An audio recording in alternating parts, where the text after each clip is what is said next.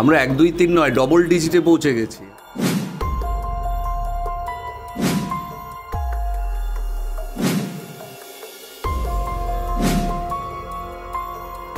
রাজনৈতিক দ্রোণাচার্য আমাদের সেই মানে ট্রেড ইউনিয়ন আন্দোলন, রাজনৈতিক লড়াইয়ে আমি আমার শৈশব অবস্থা থেকে তড়িৎ বরণ তোপদারকে জানি এবং চিনি। আমাদের নিজেদের এলাকায় আমি যেহেতু দমদমে বড় হয়েছি, ওনাকে দেখেছি। আমি যেহেতু রাজনৈতিক পরিবারে বড় হয়েছি, ওনার কথা বাড়িতে আলোচনা হতো। আমার পিতৃদেবকে উনি চিনতেন। তো এসছি, নিশ্চয়ই আমি ওনার কাছ থেকে এই লড়াইয়ে আরও মানে লড়াইয়ের তো অনেকগুলো ধাপ থাকে, প্রতিটা ধাপেই ওনার পরামর্শ পাবো এই আশাতেই এসেছি এবং আমার মনে হয় ওনার শুভেচ্ছা আশীর্বাদ আমি পাবো।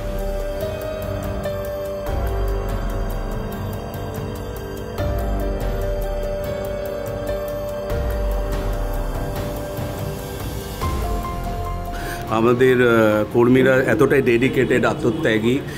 আমরা মানুষকে জানিয়ে আমাদের সাংগঠনিক যে কাজগুলো সেগুলো সমস্ত এগিয়ে রয়েছে। আপনারা খেয়াল করে দেখবেন, কালকে ঘোষণা হওয়া মাত্রই দেয়াল লেখা, মিছিল বেরিয়ে পড়া এগুলো চালু হয়ে গেছে এবং যথেষ্ট সময় আছে আমাদের এখানে।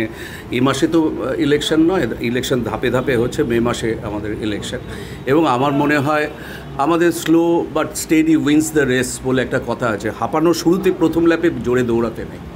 ভালো দৌড়বীর যারা, তাদের থেকে তো আমরা শিখি। আমরা যখন কিশোর তখন আমাদের কার্ল লুইসের আমরা খুব, এডউইন মোজেসের আমরা খুব ফ্যান ছিলাম। তো তাঁরা ওই প্রথম ল্যাপে খুব দৌড়াতেন না।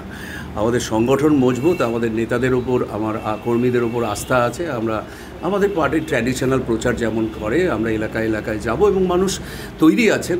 মানুষের মতামত যদি ভোট কেন্দ্র অবধি পৌঁছায়, আমাদের হতাশ হওয়ার কিছু নেই। আপনার বিরুদ্ধে দাঁড়িয়েছে একজন প্রাক্তন সাংসদ, বাহুবলী বলে পরিচিত, অপরজন রাজ্যের মন্ত্রী। তার মোকাবেলা কিভাবে করবেন?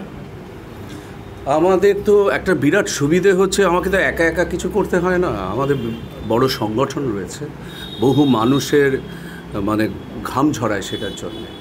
তো আমার মনে হয় অত বড় সংগঠন, আমাদের বিরোধী যারা এখানে লড়াই করছেন, দায়িত্বে আছেন, কোথাও কেউ এমপি হয়ে আছেন, কেউ মন্ত্রী হয়ে আছেন, তাদের এত ভালো এত বড় সংগঠন নেই। তারা, আমি দেখেছি আগের ইলেকশনের সময়ই 100 দিনের কাজের, যাদের এলাকার উন্নয়ন, রাস্তা তৈরি করার কথা, নলকূপ বসানোর কথা, খাল কাটার কথা, তাদেরকে ভোটের প্রচারে ব্যবহার করা হচ্ছে। তাহলে সাংগঠনিক অবস্থাটা বোঝা যায়। আমাদের কখনো এটা দেখবেন না। আমাদের পার্টি কর্মীরা এখনও আমরা দীর্ঘদিন এখানে ক্ষমতায় নেই, 10-12 বছর হয়ে গেল, কিন্তু পার্টি কর্মীরা এবারও আপনারা দেখেছেন যে এসএফআইয়ের একটা লিফলেট বেরিয়েছে যে 8 লক্ষের ওপর তাদের রিনিউয়াল হয়েছে আর কি, মেম্বারশিপ হয়েছে। পার্টির ব্যাপারে আমি খুবই আশাবাদী, পার্টি কর্মীদের ব্যাপারে আমি খুবই আশাবাদী এবং লড়াই ভালো লড়াই হবে এবং মানুষ আমাদের ভাবনাটা গ্রহণ করবেন বলে আমার বিশ্বাস। কারণ মানুষ কামদুনি থেকে শুরু হয়েছে, সন্দেশখালী অবধি একটা অভিজ্ঞতা হয়েছে। মানুষ দেখেছেন যে বুদ্ধদেব ভট্টাচার্যের সরকার যখন যাচ্ছে, তখন আমরা শিল্পে বিনিয়োগের ক্ষেত্রে, বিশেষ করে ভারী শিল্পের ক্ষেত্রে আমরা দেশের মধ্যে তৃতীয় ছিলাম। প্রথমে ছিল গুজরাট, তারপর মহারাষ্ট্র, তারপরে আমরা। আজকে কোথায়? আমরা 1, 2, 3 নয়, ডবল ডিজিটে পৌঁছে গেছি।